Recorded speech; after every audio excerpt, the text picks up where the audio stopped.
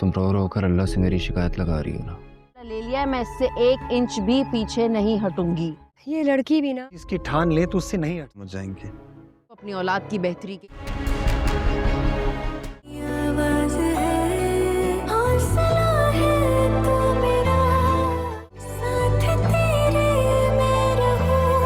सोचो, अगर एक माँ अपनी औलाद की जिंदगी को अपनी अना का एक्सपेरिमेंट बना ले तो उस घर में पहला जनाजा खामोशी का निकलता है।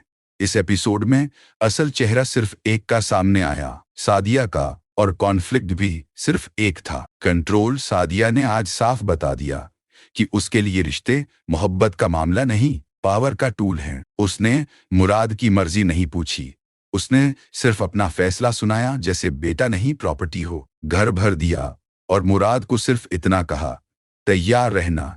यहाँ सबसे खतरनाक बात यह नहीं थी कि शादी की प्लानिंग हो रही थी, बल्कि यह थी कि सादिया को यकीन था मुराद इनकार कर ही नहीं सकता। और जब मुराद ने कोर्ट मैरिज कर ली तो सादिया का सब्र नहीं, सिर्फ उसका अहंकार फटकर बाहर आ गया। उसके लिए बेटा गलत था, घर वाले गलत थे, सिर्फ वो सही थी। सबके सामने इज्जत का रोना, लेकिन अंदर से सिर्फ एक बात, मेरी मर्जी क्यों नहीं चली।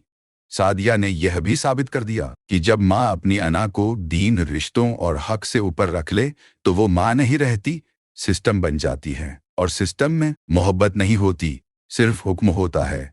निकाह के बाद भी उसने एक्सेप्ट नहीं किया कि बेटा खुश है, उसने सिर्फ यह देखा कि उसकी हार हो गई। यह एपिसोड सिर्फ शादी का नहीं था, यह एक वार्निंग थी कि जब कंट्रोल टूटने लगे तो सबसे पहले किरदार कशी शुरू होती है, और यहीं से असल गेम शुरू होती है। प्रिडिक्शन सिर्फ एक है, अगले एपिसोड में सादिया सीधे मुराद पर अटैक नहीं करेगी, वो रमला को टारगेट बनाएगी ताकि बेटा खुद शर्मिंदा हो और वापस उसके कंट्रोल में आ जाए।